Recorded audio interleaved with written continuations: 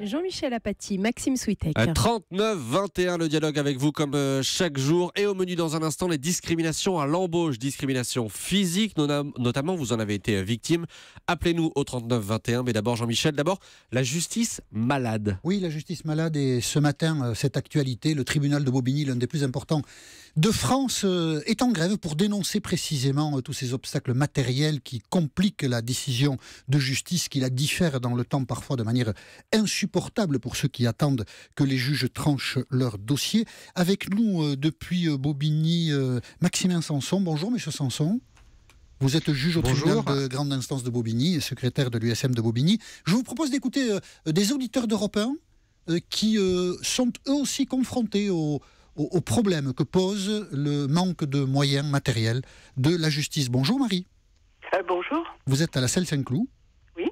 Et vous, votre pratique de la justice, votre expérience de la justice, c'est précisément celle-là. Le temps est infini. Oui, je disais à votre assistante que oui, je m'apprêtais à fêter, si l'on peut dire, entre guillemets, les 20 ans de procédure pour un divorce et ensuite une liquidation. Alors, 20 ans, je suis en procédure. 20 ans parce que vous n'avez pas de nouvelles de la justice pendant un temps très long, du tribunal qui s'occupe de vous? Non, je n'incrimine absolument pas ni les magistrats ni le tribunal qui s'occupe de moi, mais je pense que le système, si vous voulez, judiciaire est d'une complexité telle qu'il y a des moyens incommensurables pour faire des allers-retours, entre les parties et voilà, ça c'est une et puis ensuite l'écart qu'il y a entre les différentes étapes d'une procédure sont extrêmement longs et cela vraiment je crois est dû au fait que les magistrats sont totalement débordés et surtout dans si vous voulez, dans le domaine qui nous intéresse là, c'est les affaires familiales. Je disais que j'avais honte de voir mon dossier monstrueux occuper le bureau du juge, puisqu'il y a tant de personnes dans ce domaine attendent une décision, que ce soit au sujet des enfants, au sujet de leur situation financière et voilà. Donc je crois qu'on ne se rend pas très bien compte ce que c'est que d'être pendu au téléphone, à la boîte à lettres pour avoir des nouvelles parce que notre vie est suspendue, mais alors totalement suspendue. On a l'impression d'être pris en otage complètement par un système judiciaire qui, je crois, qui va très mal. Restez avec nous, Marie, on va en parler avec Monsieur Sanson. Des juges débordés qui font que les décisions de justice peuvent prendre des années, 20 ans dans le cas de Marie. Alors, malheureusement pour madame, mais heureusement pour tous vos auditeurs, c'est un délai qui est tout à fait exceptionnel. 20 ans, moi j'avais jamais entendu parler d'un délai aussi long. Aujourd'hui, pour divorcer en Seine-Saint-Denis, et les juges, les greffiers, les avocats dénoncent ces délais, on est plutôt sur 1 an pour voir pour la première fois un juge, ce qui est anormal, mais c'est le cas. Et 2 ans, maximum 3 ans. Voilà, le premier rendez-vous avec le juge. Donc 1 an. Rien ne s'est passé. Mais vous serez divorcé. Voilà. Ouais. Mais vous serez divorcé au bout de 2-3 ans maximum. 20 ans, en fait, et c'est ce qu'indique votre auditrice, ça implique une guérilla judiciaire entre les deux parties. Et là, effectivement, si vous cherchez des moyens, ce qu'on appelle dilatoires, c'est-à-dire pour repousser dans le temps le rendu de la décision, il est possible, avec des avocats qui connaissent bien la procédure, de la repousser peut-être pas indéfiniment, mais sur de très longues périodes. Heureusement, c'est un cas tout à fait atypique. Deux choses se conjuguent, j'imagine, c'est-à-dire toutes les possibilités qu'offre la procédure et le fait que par ailleurs le juge soit accaparé par de nombreux dossiers et quand il y a dans le dossier concerné un élément de procédure nouveau, avant que le juge ne s'en saisisse, il se passe beaucoup plus de temps qu'il ne devrait s'en passer normalement. Il y a des effets cumulatifs. Exactement. C'est ce qu'on appelle le problème des renvois, en fait. C'est que lorsque vous comparaissez devant un juge, vous pouvez demander un renvoi pour mettre en état votre dossier, prendre un avocat si vous n'en avez pas déjà un. Et ces renvois-là, en raison de l'engorgement des tribunaux, se sont beaucoup décalés dans le temps. Donc si jamais vous allez de renvoi en renvoi, vous pouvez arriver sur des durées ahurissantes. Ça vous décourage parfois, Monsieur Sanson, d'être confronté à des dossiers qui n'en finissent pas? Vous n'avez pas le temps de vous en saisir, puis vous en saisissez des mois et des mois après. C'est décourageant quand on est un professionnel de la justice comme vous? Heureusement, non, parce qu'on est accaparé tous les jours par des dizaines de situations qui sont alarmantes, qui ne laissent pas de place au découragement. Par ailleurs, il y a quand même des moyens procéduraux, je rassure vos auditeurs, pour accélérer les choses. Moi, il m'est arrivé, on peut prononcer des amendes civiles si on estime que des parties traînent trop dans le suivi de leur dossier. On peut mettre des astreintes. Il y a moyen quand même d'accélérer les choses. Le tout, c'est, je vous dis, quand deux personnes ont décidé de se faire une guerre à mort au plan judiciaire, ça peut être très compliqué pour un juge de sortir de cette guerre. Vous espérez bientôt en être sorti, Marie? Vous voyez le bout du tunnel ou pas? Écoutez, alors là, je ne fais aucun pronostic, mais vous avez très bien cerné le problème, Monsieur Apathy. C'est vraiment un mélange de manque de moyens, d'engorgement et aussi de moyens ou de procédures qui sont vraiment d'une complexité extrême en France. Et même lorsque vous avez, excusez-moi, le magistrat avec qui vous parlez dit, lorsqu'il y a deux parties qui se font la guerre, même dans le cas d'une personne qui dit j'accepte par avance toutes les décisions de la justice, qui n'a jamais fait appel, qui est d'accord pour tout. Croyez-moi, une personne suffit pour engorger le système, et c'est cela que je dénonce essentiellement, c'est ce moyen de système judiciaire français qui vraiment est absolument inacceptable, et je dois dire que j'arrive, j'ai même dit que si j'arrive à la date de la 20e année, là je réponds plus de rien, parce que je n'en peux plus vraiment d'être comme ça, tenu en otage. On peut comprendre que ce soit difficile. Oui. Donc on vous souhaite. C'est pas le divorce qui met 20 ans. Le divorce, on va dire qu'il a été rapide. Le patrimoine. 10 ans. Oui, c'est la liquidation. Ça fait 20 ans que la liquidation a été ordonnée. Donc on imagine qu'il y a des enjeux importants, et donc ce sont tous ces enjeux qui justifient que ce dossier complexe soit englué dans des procédures. Oui, c'est certain, mais si vous voulez, je crois que ce qui est important, c'est que les gens, disons, le système prend conscience du fait que le justiciable lambda peut aussi subir un sentiment d'injustice totale, dans la mesure où, même s'il y a des moyens, comment dirais-je, des enjeux importants, vous pouvez très bien arriver à une situation totalement ahurissante où l'un va passer son temps à, je ne sais pas, chasser à court et faire une vie de rêve, et l'autre ne va pas pouvoir assumer une opération extrêmement importante qui est annoncée et qu'elle doit subir. Voilà, on arrive à cette espèce de déséquilibre, et je ne comprends pas que le système français ne prend pas en considération ces possibilités de situation. Moi, ma situation est peut-être extraordinaire, mais il y a des petites situations qui sont bien plus graves que la mienne. Voilà. On vous souhaite beaucoup de courage, Marie, et merci d'avoir apporté votre témoignage sur l'antenne d'Europe 1. Bonjour Frédéric. Oui, bonjour. Vous êtes à Nantes. Allô, oui. Oui, vous êtes à Nantes. Oui, je suis à Nantes, oui. Voilà, vous avez attaqué votre employeur au prud'homme après votre licenciement en mars 2012. En mars 2012, et la procédure n'est pas terminée, 4 ans après. La procédure est toujours pas terminée. Déjà, la première procédure, la première instance a duré 3 ans, puisque le premier jugement a eu lieu a été rendu en avril 2015, donc plus de 3 ans après. Et j'ai fait appel de la décision. J'ai reçu le récépissé comme quoi j'avais bien été enregistré. Mon appel avait bien été enregistré à la cour d'appel de Rennes. C'est pas mal déjà ça. Ils l'ont pas perdu au moins. Déjà 3 ans. Oui, ils l'ont pas perdu. C'est déjà ça. Maintenant, depuis, je n'ai absolument aucune nouvelle. Je ne sais pas quand est-ce que je vais passer. Je n'ai aucun délai, Voilà, je suis dans l'attente. C'est vrai que on m'avait prévenu que les délais normaux étaient de 15 à 18 mois. Déjà pas mal. Et le délai d'appel, vous voulez dire? Le délai d'appel, Le délai d'appel, donc il faudra encore patienter un peu. En moyenne, et je viens d'apprendre en plus que la Cour de Rennes avait fermé une des chambres a priori de la Cour d'appel, donc les délais risquaient encore plus d'augmenter. Donc voilà. Ça ne va pas accélérer les choses, oui. Ça ne va pas accélérer les choses, et j'attends après cette décision-là, et voilà.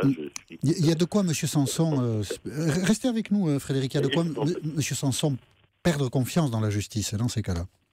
Alors ça, malheureusement, le cas de votre auditeur, il est un peu moins atypique. Celui-là est banal. Celui-là commence à être banal, mais il faut bien voir que la France paye aujourd'hui une addition qui est bien plus ancienne, En France, il y a 2 fois moins de juges par habitant que dans la moyenne de l'Europe. Je parle de l'Allemagne, de la Serbie, de la Fédération de Russie, puisqu'on parle de l'Europe, du Conseil de l'Europe. Donc nous, on a 10 juges pour 100 000 habitants. La moyenne européenne, c'est 20 juges pour 100 000 habitants. Et par-dessus ce problème qui est très très vieux, est venu se greffer le départ à la retraite de la génération du baby-boom, phénomène qui touche toutes les professions, qui était largement prévisible, mais qui n'a pas été anticipé au niveau judiciaire. Donc aujourd'hui, sur 8000 juges, ce qui est déjà 2 fois trop peu, on a 500 postes qui existent sur le papier, mais qui n'ont pas de personnes physiques. Il n'y a pas de juge. Et ça va pas s'arranger. Et c'est ça le problème, c'est-à-dire que la justice du travail paye très très cher maintenant à ce niveau-là. Mais à Bobigny, vous savez que quand vous êtes jugé en conseil des prud'hommes, il y a 2 conseillers patronaux et 2 conseillers pour les salariés. Quand ils se mettent 2 contre 2, ça fait un départage. Il n'y a pas de décision. On appelle un juge départiteur. Il y en a pour toute la Seine-Saint-Denis, un seul. Ah oui. Un seul. Qui est noyé Parce sous les dossiers. qu'il y a... Bien sûr. On devrait avoir 124 juges au tribunal de grande instance de Bobigny, on en a 100 aujourd'hui. Et on n'arrive plus à faire tourner la boutique avec 100 juges à la place de 124. C'est la raison. Alors vous avez commencé, Monsieur Apathy, en disant qu'il y avait un mouvement de grève. On n'a pas le droit de grève. C'est juste qu'on a fait une journée de transparence. D'accord. On a invité les médias. Voilà, on voulait s'expliquer en fait. Mais ça fait longtemps que vous le faites et ça n'avance pas beaucoup. Ça fait longtemps que vous expliquez, ça n'avance pas beaucoup. Exactement. Mais là, on voulait tout remettre sur la table en disant on sait qu'il n'y aura pas de lendemain qui chante, mais on voulait expliquer que les délais ne sont pas notre fait. On tourne à plein régime. On a imaginé toutes les solutions pour gagner du temps dans les dossiers, mais quand vous avez un juge départiteur pour toute la Seine-Saint-Denis, ça n'est pas possible. Le système ne peut tout simplement pas avancer. Bon, Frédéric, ça vous a sûrement pas rassuré, mais enfin, vous êtes dans la normale, voyez. Une question de délai. Et je comprends tout à fait le mouvement qu'il y a eu il y a quelque temps, effectivement, de la plainte contre l'État pour délai déraisonnable, puisqu'il semble que on doit normalement être jugé dans un délai raisonnable. Oui, c'est ça. Est-ce que 4 ans, c'est raisonnable? Enfin, plus de 4 ans, puisque je suis parti pour 6 ans. En tout cas, quand on le vit, c'est évident. Je suis parti pour 6 ans. C'est ça. Après, effectivement... quand on le vit, c'est évidemment pas raisonnable. C'est pas raisonnable. Ça, c'est évident. Allez, merci Frédéric. Tenez bon. On espère que vous... Il n'y a pas de problème. On espère que vous arriverez au bout du chemin. Faut pas qu'ils espèrent que je vais lâcher le morceau. Voilà. Merci de nous avoir livré votre témoignage sur l'antenne d'Europe 1. Bonjour Hélène. Oui, bonjour. Vous êtes à Saint-Sébastien-sur-Loire, en Loire-Atlantique. Oui. Et vous, la justice, vous la voyez comment? Je me pose des questions. Parce que mon conjoint a été confronté à un souci dans le cadre de son travail. Qu'est-ce qu'il fait comme travail? Il est policier. D'accord. Et il s'est fait casser la main sur une intervention par quelqu'un qui, effectivement, avec une barre de fer, attaquait. Oui. Mais au moment de vouloir porter plainte, la personne a une double nationalité. Et comme il y avait trop de temps pour qu'il puisse passer, on lui a permis de ressortir. Bien sûr, il est parti. Donc, ça fait 4 ans qu'on attend. Voire, on a reçu une lettre il n'y a pas très très longtemps nous disant que c'était à nous de le retrouver si on voulait que ça passe au tribunal. Qui vous a écrit cette lettre? L'avocat, parce qu'elle n'arrivait pas à avancer. Ah oui, elle nous a dit qu'elle est obligée de laisser. C'est pas vous qui allez retrouver la personne, évidemment. Non, mais ça, c'est pas un problème de justice, là, si? En fait, c'est parce qu'ils n'ont pas le temps. Il y a des priorités, je le comprends. Oui. Il n'y a plus de place en prison, ou même ils ont vraiment des dossiers énormes. Je veux dire, quand on voit, il me raconte de temps en temps, non pas ses histoires parce qu'il n'a pas le droit, mais le temps que ça met, ça m'inquiète. Je me dis que là, ça aurait dû passer rapidement. C'est quand même quelqu'un qui représente la loi. Et là, il défendait d'autres personnes. Et on n'a pas jugé ça comme prioritaire. Donc je me suis dit, c'est pas forcément la faute du juge, c'est les lois, et aussi le fait qu'ils ne sont pas assez. Quand ils partent en vacances, ils ne sont pas remplacés. Bien sûr. Et donc ça ralentit le travail des policiers, ça le complique. Là, ça se passait pendant les fêtes de Noël, donc effectivement, c'est compliqué aussi. Voilà. Moi, je me dis, il y a vraiment quelque chose qui m'inquiète. Oui, mais je crois que tout le monde est inquiet du fonctionnement de la justice. En tout cas, merci Hélène de nous avoir livré votre témoignage et je vous souhaite une très bonne journée. Monsieur Sanson, vous le disiez, il manque beaucoup de postes, mais vous voyez l'état des finances très serré. C'est pas demain que vous aurez davantage de postes. Votre action est une action de transparence, mais elle n'aura pas beaucoup Dans ce cas-là, d'effet. c'est pas demain que les délais se réduiront. C'est ça le problème. Bien sûr. Les juges ne sont pas les premiers à payer les dysfonctionnements. On le sait très bien. C'est pas nous qui subissons les délais. S'agissant de la dernière intervention de l'auditrice, je pense qu'il y a quand même 2-3 points qu'elle ne comprend pas tout à fait dans sa procédure, parce que c'est certainement pas à une victime qu'on demande d'aller trouver son agresseur. Ça, c'est un peu curieux. Mais c'est l'avocat qui a écrit ça. Alors peut-être que l'avocat. Oui, mais bon, voilà. Ça, il faudrait regarder un peu, mais c'est certainement pas ça qui s'est réellement passé. Bien sûr. Et juste l'affaire d'une violence policière, moi je l'ai jugée en comparution immédiate vendredi dernier, donc il y a 3 jours. On a 2 policiers qui, sur une intervention musclée pour un cambriolage, ont eu beaucoup de mal à maîtriser un très jeune homme d'ailleurs. Et l'un des policiers a eu le nez cassé et l'autre beaucoup de coups au visage. Le jeune homme a été jugé le vendredi pour des faits du mercredi. On l'a jugé en comparution immédiate parce que les magistrats estiment que les violences faites aux forces de l'ordre sont des dossiers prioritaires. Ça n'entre pas dans les missions de la police que de se faire casser le poignet ou casser le nez. Et la justice, croyez-moi, accorde une intention, une importance toute première.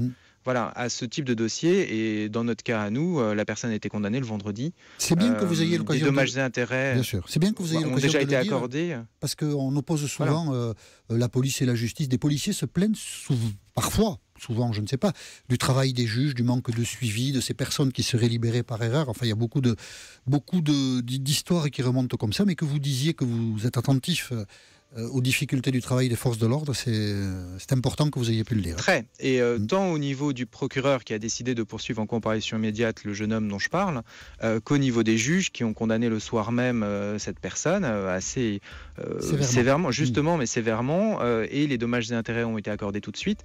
C'est une affaire qui n'a pas pris une semaine. Merci Maximin Sanson, juge au tribunal de grande instance de Bobigny, d'avoir participé avec nous à ce dialogue avec les auditeurs d'Europe 1. Jean-Michel Apathy, Maxime Switek. Un demandeur d'emploi sur 3 pense avoir déjà été victime d'une discrimination à l'embauche à cause de son physique, par exemple. C'est ce qui ressort d'une étude du Défenseur des droits.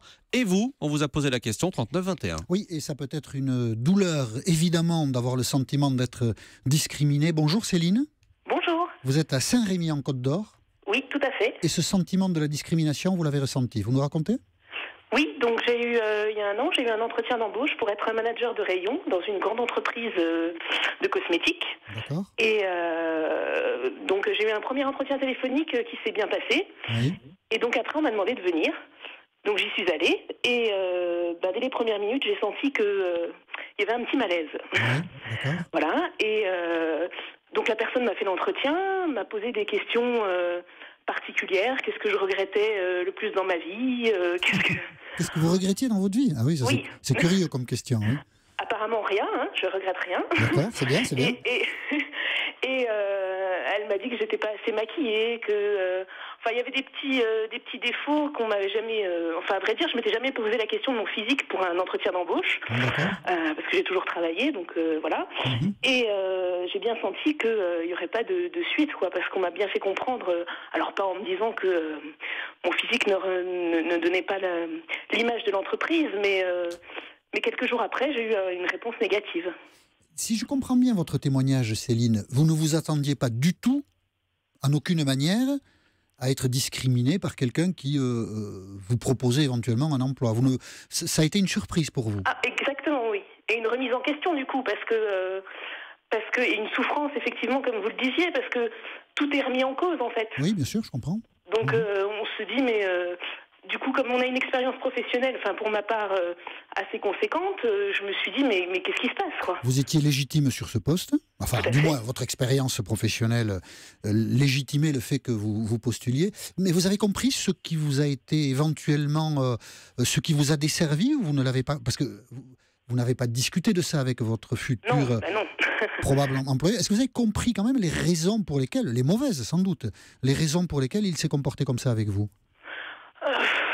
Au début, non. Oui. Après, oui. Effectivement, je fais pas un 34, je fais un 46-48. Donc voilà, je me suis dit que c'était ça qu'on voulait pas montrer, quoi. Ce qui est une hypocrisie ambiante insupportable de nos jours, parce que on est tous différents et il n'y a pas que des clientes en 34 qui viennent dans les magasins, quoi. Évidemment. Et donc dans ce cas-là, vous ne pouvez pas ni porter plainte, ni vous plaindre à personne finalement. C'est juste une violence qui vous est faite et que vous devez gérer et vivre avec. Tout à fait, tout à fait. Ce qui rend la situation vraiment très difficile. Oui, effectivement, oui. Et on est obligé de se remettre en question, même si on n'a rien à se reprocher finalement. Bien sûr. Bah oui. Je comprends bien. Maxime ? Oui, on a un message sur Facebook qui rejoint un peu ce que vous nous disiez. Hugues nous dit « Le surpoids est un facteur évident de discrimination. Certains employeurs n'ont pas hésité à me le faire savoir dans plusieurs entretiens.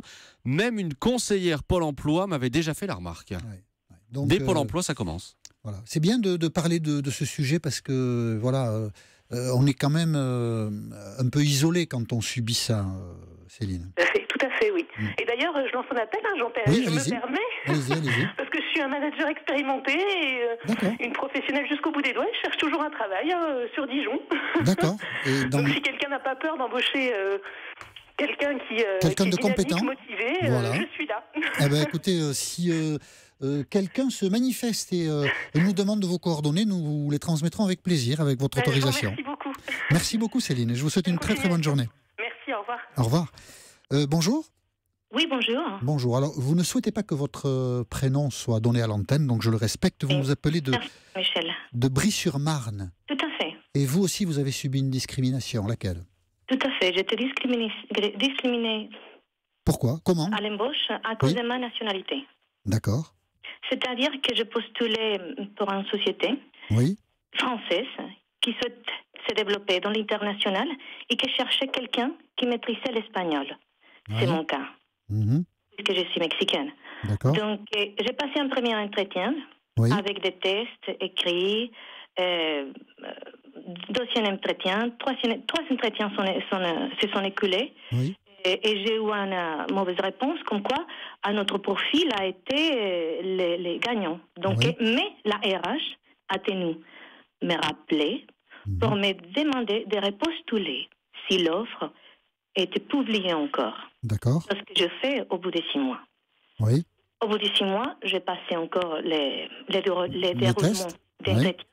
Premier entretien, test écrit, mise en situation, blablabla. C'est très bien passé. Troisième entretien, je passe directement avec les responsables du site qui me dit que c'était à cause de ma nationalité que je n'étais pas pris il y a 6 mois. Parce que vous êtes mexicaine ? Je suis mexicaine. Voilà. Il y a quel est le problème ? On parle espagnol, que je sache. Bah oui, quel est le problème ? Pas les mexicaines, on parle espagnol. Donc, je dis, depuis ce jour-là, madame, je n'ai pas changé de nationalité. Pourquoi vous m'avez convoqué encore ? Ah, parce que votre profil nous intéresse, vous savez les compétences, voilà, blablabla. Donc, bref, j'ai passé un autre entretien, mais la boîte a tenu à me dire que dans son équipe, il y avait des gens qui ne souhaitaient pas être mélangés avec des nationalités différentes que l'espagnol. Chose qui m'a beaucoup choquée. Mais je croyais que la boîte allait chercher une solution, vu que c'est une boîte que chaque année, elle est nommée comme un Great Place to Work. Oui. Mais est-ce que vous avez pu parler directement à des salariés ? Comment ? Est-ce que vous avez pu parler directement à des salariés qui auraient pu vous dire, effectivement, on n'a pas envie de travailler avec des personnes étrangères ? Non, pas avec des salariés. J'ai eu un ancien collègue d'un ancien travail qui a rentré dans la même boîte et qui m'a dit que tout allait bien. Mais c'était la responsable qui m'a dit que dans l'équipe que je voulais intégrer, il y avait des gens qui ne souhaitaient pas avoir des conseillères de nationalités différentes. Ça m'apparaît vraiment choquant qu'une boîte française qui souhaite se développer à l'international puisse vous donner une réponse comme la que j'ai eue. Et vous êtes toujours sans emploi, là Oui, je suis toujours à la recherche, malheureusement. D'accord. Parce qu'il faut, maintenant, j'ai compris qu'il faut lire entre lignes. Aujourd'hui, les offres qu'on trouve sur Internet, si on n'est pas natif d'espagnol, hispanique, on n'est pas pris. D'accord. malgré le fait qu'il maîtrise la langue espagnole. Donc, vous voyez, il y a beaucoup de formes de discrimination. Et, Énormément. Voilà. Écoutez, je vous souhaite en tout cas de la chance dans votre recherche d'emploi et je vous remercie d'avoir apporté votre témoignage sur l'antenne d'Europe 1. Ce qui est plus important, c'est que des vraies choses puissent être faites à ces sujets-là. Parce que j'ai pas compris, excusez-moi. Ce que je souhaite dire, c'est qu'il devrait vraiment avoir des sanctions réelles. Bien sûr. À ce sujet. Mais c'est difficile, effectivement, vous avez raison. Ce qu'on constate dans ce dossier, c'est que une personne qui est discriminée, ensuite, elle est toute seule. Et il est difficile de faire valoir, je ne sais pas devant qui, devant un juge. On a vu dans le dossier précédent que les juges étaient déjà un peu surchargés de travail. Il est difficile de faire valoir les préjudices que l'on subit quand on est discriminé comme ça à l'emploi. En tout cas, je vous remercie beaucoup de votre témoignage sur l'antenne d'Europe 1. Peut-être que Laure est avec nous ? Oui, tout à fait. Voilà, et je voulais en profiter. Hélas, nous n'avons plus beaucoup de temps, mais je serais tout à fait heureux, Laure, que vous puissiez raconter votre histoire. En fait, moi, c'est une amie à moi, c'est ma meilleure amie qui était DRH dans une société et qui a embauché comme secrétaire une femme très compétente, mais qui n'avait pas les standards. Elle faisait 1m55 et elle était un peu en surpoids. Et les hommes de cette société lui ont reproché d'avoir pris cette femme comme secrétaire, alors qu'elle n'était ni en contact avec le public. Et je veux dire, du moment qu'elle faisait un travail excellent, je ne vois pas où le problème pouvait se poser. Tout à fait. Et donc, on lui a reproché son embauche. Ah oui, mais il a tenu bon. Il a tenu bon, mais... Ça dit quelque chose de la nature humaine, de la méchanceté, Tout à fait. C'était encore basé uniquement sur le physique et pas sur la compétence de cette personne. Et j'imagine que votre amie, ça a dû lui miner le moral. Non, pas du tout, parce qu'elle a dit à ces charmants jeunes hommes tout le bien qu'elle pensait d'eux. Ah bah très bien. Et voilà. qu'ils étaient là pour travailler et pas pour regarder cette personne. Elle les a remis à leur place. Elle les a remis à leur place, donc c'est très bien, mais malheureusement, je pense qu'à l'heure actuelle, c'est pas souvent le cas. Non, c'est vrai. Malheureusement. C'est vrai. Mais si elle a eu cette force de caractère, c'est bien. Voilà. Donc, oui, il en faut, heureusement. Merci de nous avoir livré pour elle votre témoignage. Laure, vous êtes à Strasbourg, et je vous souhaite une très bonne journée. Et nous reprenons notre dialogue demain à partir de 13h10, et pour cela, une seule possibilité, composer le 39 21.